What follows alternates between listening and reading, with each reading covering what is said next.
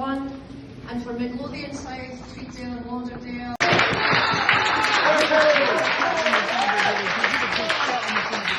Okay, it is currently like, what, 1 o'clock in the morning, and I'm at work rumbling tatties.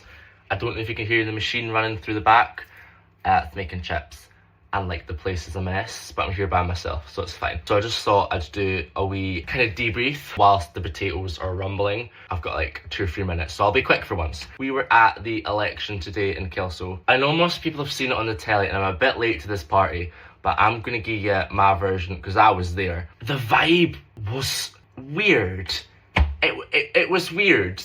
There was such kind of harmony. By that point, all the candidates and political parties, they'd kind of just accepted that was it. There's no more, you know, points to score, the votes were done, and everyone was just being nice and friendly. You know, they were all talking, having a laugh, shaking each other's hands. There was some element of fakeness, being nice out of politeness, but there was like this genuine warmth between the candidates, this really human moment. You know, it was kind of poetic. They've spent weeks and weeks battling it out, arguing with each other, stabbing each other in the back, slandering, and then to just a harmonious event. We left Eyemouth about, was it 8 or 9? Can't actually remember. It's been a long day.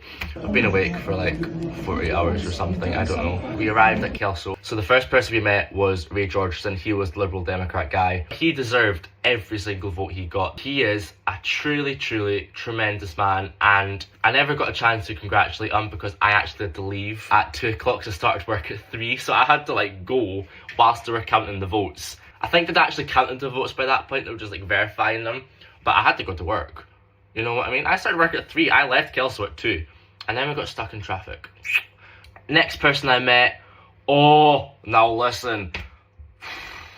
So I was minding my business. I can't mind who I was talking to. I think it might have been the Reform woman, and I just heard this shriek, "Chealsea Mainprize!" I was like, oh God, what have I done? And I turned around. Rachel Hamilton was like flouncing towards me. I was like, she's gonna kill me.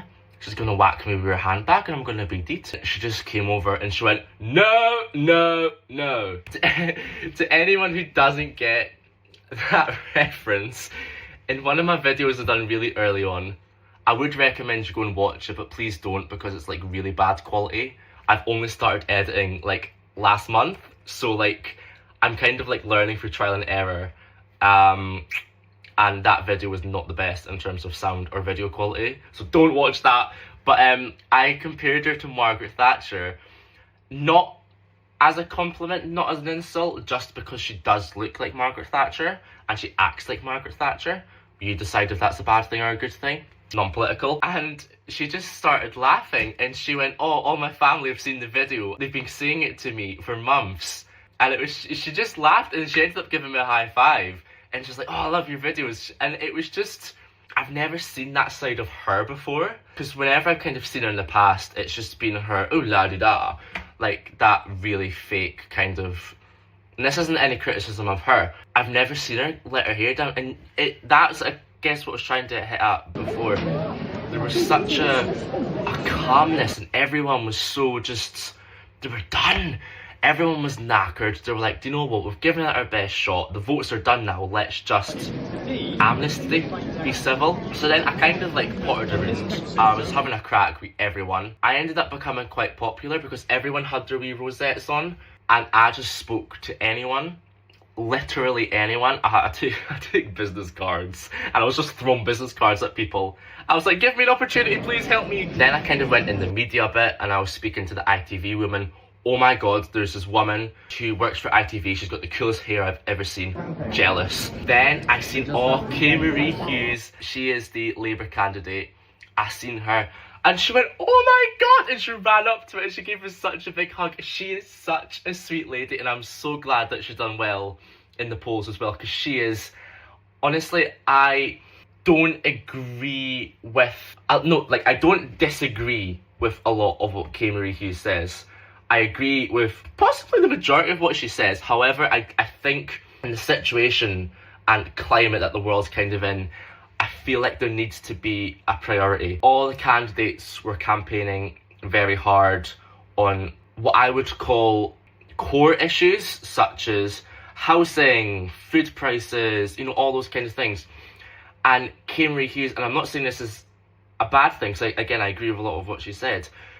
Her campaign was quite focused on, you know, diversity, and, you know, kind of equality, and LBGIT, gay and that, you know, like the gay one with all the letters, those kinds of rights. I'm not saying she's wrong. It was always my kind of gut feeling that in a cost of living crisis, ideology is expensive, and you could interpret that how you like. I just feel like when there's a cost of living crisis, when people can't afford to heat their homes, can't afford to live, can't afford to feed their kids, it's not that they're against these policies, it's they want hope, you know. And when you're standing there saying, oh, we're gonna do gender neutral bathrooms, and then you can't afford to feed your kids, you're like, aye, very good hen, but you've no said how you're going to bring all the food prices down. And that's the kind of thing. I feel like and this is no criticism, I genuinely love this woman to bits. She is the sweetest, kindest, most amazing human being I've ever met in my life. I love her. The minute she see me, massive big hug. I just feel like her campaign lacked the balance of social issues and kind of core issues. You know, I feel like if she focused more on the cost of living crisis, then she might have done a bit better. But saying that, she did do well. She done really well, considering that Labour took an absolute hammering across Scotland, and in fact across the whole of Britain. I thought she'd done tremendous, actually. Honestly, she's done really well, bless her. Love that one. She's fantastic. Then, who did we see next? I kind of, like I said, I loitered.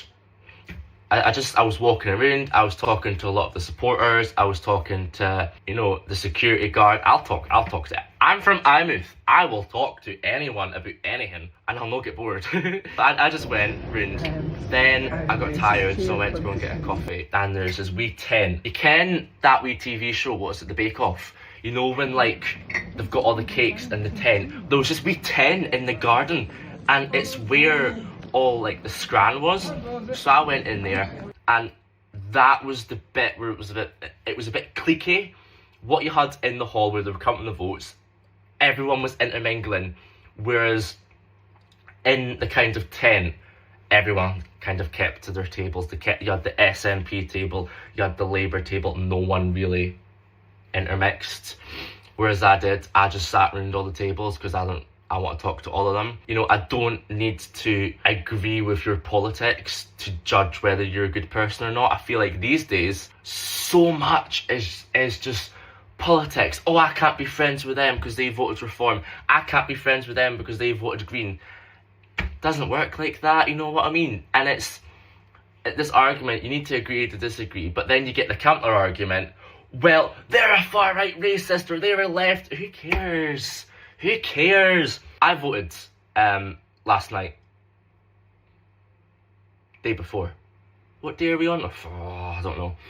I voted, and that vote is between me and the ballot paper, what I voted for. I'm not, you know, putting this in the video, but I don't really have a political preference. I'm not left, right, centre. I think the wings are just stupid concepts designed to divide and conquer, to be honest.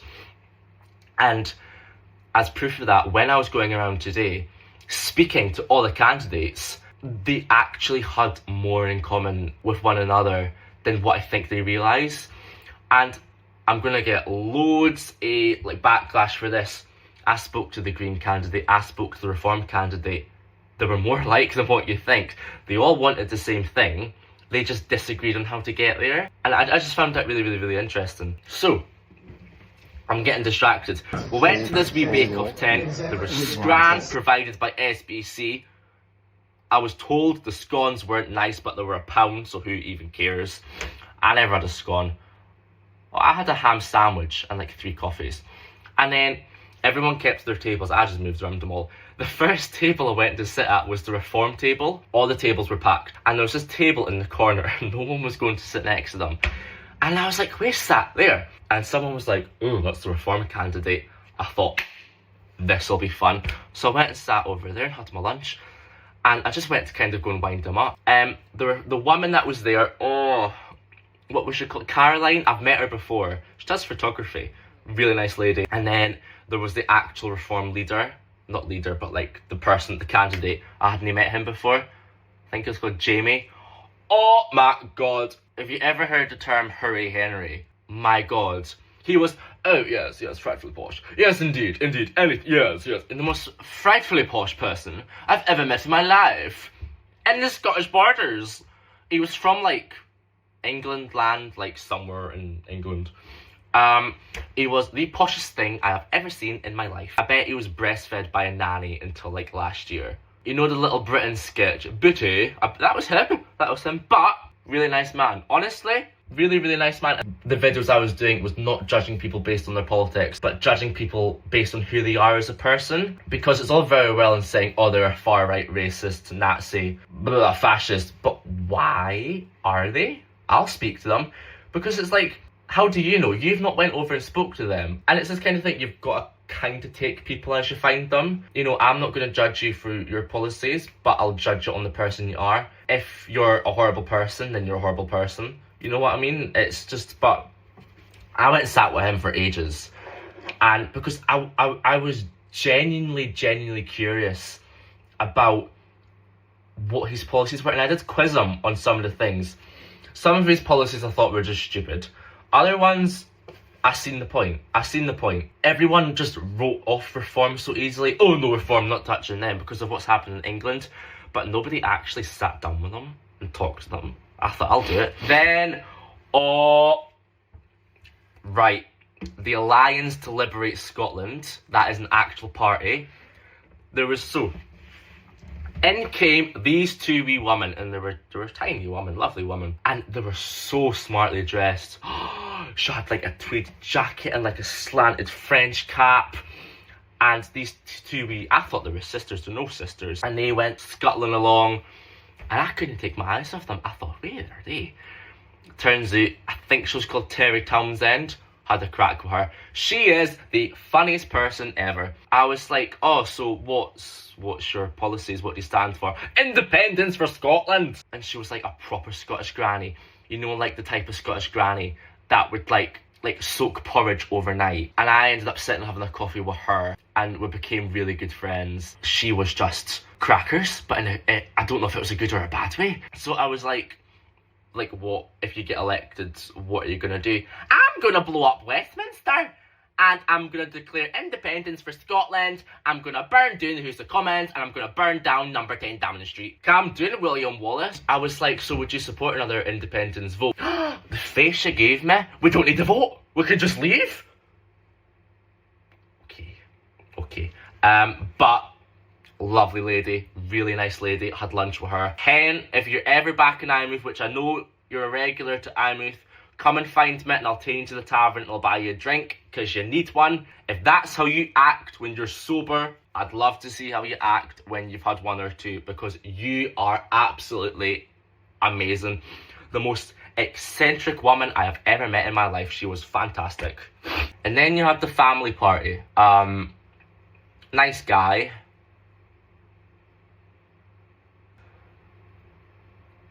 I don't know what else to say. He was just there.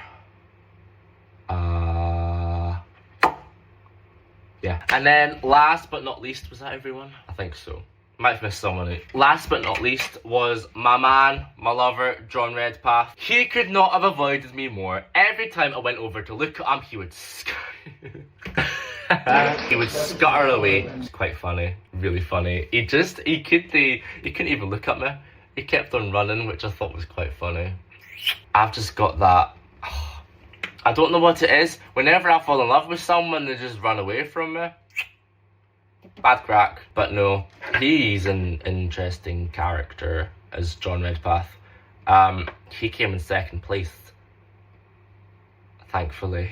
Another person that was there was the MP for like this area, John Lamont. That was the first time I'd ever met him. I think I had met all the other candidates before, at least once.